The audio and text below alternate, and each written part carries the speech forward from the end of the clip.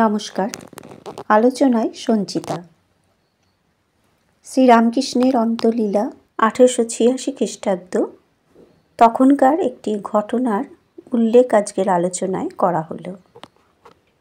14ই জানুয়ারি 1886 খ্রিস্টাব্দ দিনটি ছিল বৃহস্পতিবার, শুক্লা নবমী। মাঘ মাসের 2 তারিখ ছিল। ঠাকুর শ্রীরামকৃষ্ণের দেহে তখন দারুণ যন্ত্রণা। ভক্তগণ সকলেই খুব উদ্বিগ্ন ছিলেন। ঠাকুরের শরীরের দুঃসহ অবস্থা ও ভক্তদের উদ্বেগ অনুমান করা যায় মনমোহন মিত্রের 14/1/86 তারিখে লেখা পত্রের অংশ হতে। তিনি তাঁর স্ত্রীকে লিখেছেন, আজ বাটি যাইতে পারিব না। প্রভুর পীড়ার অবস্থা বড়ই মন্দ। রামের পত্র পাঠে সমস্ত জানিতে পারিবে।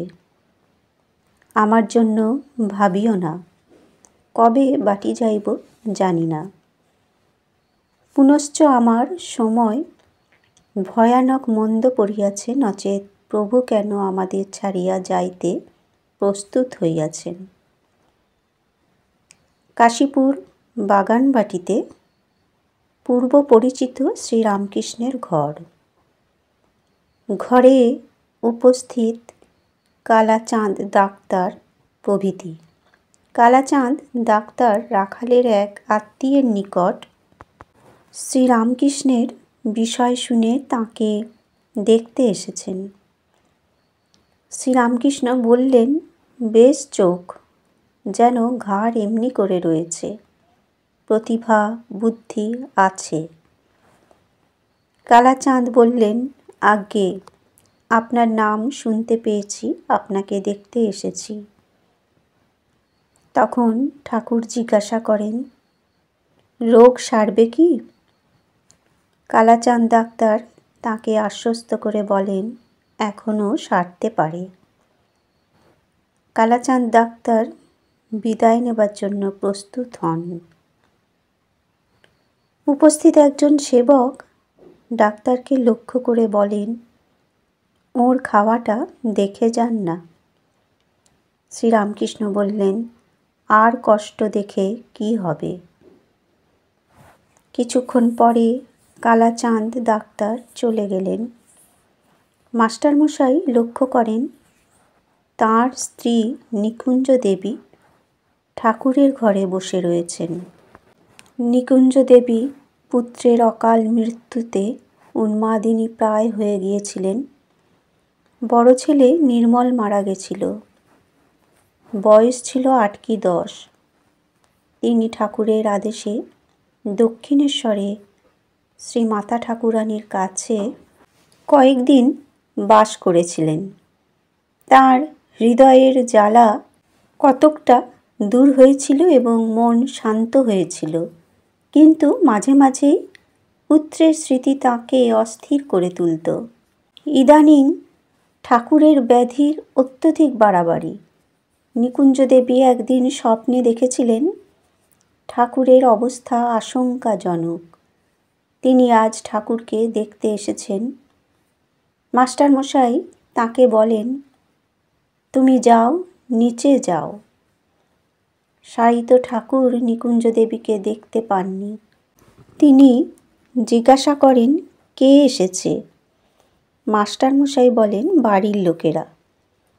শ্রীরামকৃষ্ণ আবার জিজ্ঞাসা করলেন, কে? মাস্টারমশাই বললেন, পরিবারেরা।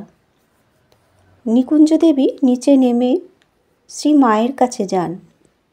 দ্বিতীয় ঘটনাটির উল্লেখ পাই শ্রী শ্রী রামকৃষ্ণ কথামৃতের মধ্যে। শ্রীরামকৃষ্ণ বলেছেন, বিশ্বাসেই সব হয়। আমি বলতুম, অমুককে যদি দেখি তবে বলি সত্য, অমুক খাজাঞ্চি যদি আমার সঙ্গে কথা কয়, তা যেটা মনে করতুম সেইটেই মিলে যেত। কামারপুকুরের অদূরবর্তী দেশরা গ্রামের রামধন ঘোষ রানী রাসমণির একজন সুদক্ষ কর্মচারী ছিলেন। কর্মদক্ষতায় ইনি রানীর সুনজরে পড়েছিলেন এবং ক্রমে দেওয়ান পর্যন্ত হয়েছিলেন। ঠাকুর শ্রীরামকৃষ্ণের একবার ইচ্ছা হয়েছিল মানি রামধন ঘোষ তদানীন্তন সামান্য বেতনভোগী মন্দিরের পূজারী তাঁর সঙ্গে যেচে কথা বলবেন। শ্রী জগদম্বা তাঁর সেই ইচ্ছে পূরণ করেছিলেন। আবার শোনা যায় শ্রীরামকৃষ্ণের অমৃতময় বাণী তিনি বলেন, তবে তিনি ঈশ্বর কি অধীন যে এমন করে বললেই এমন আর অমন করে বললেই অমন করবেন। শ্রীরামকৃষ্ণ বিভিন্ন প্রসঙ্গে বলেছেন যে ঈশ্বর তাঁর মায়া দিয়ে সব কিছু ঢেকে রেখেছেন। সেই মায়া সত্য বস্তুকে জানতে দেয় না। ঠাকুরের পথ্য আহারের সময় ঠাকুর শ্রীরামকৃষ্ণ দুধ সুজি আহারের চেষ্টা করেন। অনেক চেষ্টাতেও প্রায় কিছুই আহার করতে পারেন না। সেই সময় ঠাকুরের আহার সম্বন্ধে শ্রীমা পরবর্তীকালে বলেছিলেন, এক এক দিন নাক দিয়ে গলা দিয়ে সুজি বেরিয়ে পড়ত, অসহ্য কষ্ট হতো। সেবকেরা ঠাকুরের আহার দেখে হতাশ হন। তাঁরা বোঝেন না কি করবেন। ঠাকুর শ্রীরামকৃষ্ণ বোধ করি সেবকদের সান্ত্বনা দেবার জন্যই বলেন যে শরীর ক্ষণ বিধ্বংসী। একটু পরে শ্রীরামকৃষ্ণ বলেন, কি করবেন তিনি? কিনা সুজি ময়দা থেকে হয় তাই পেটে ঢুকছে না।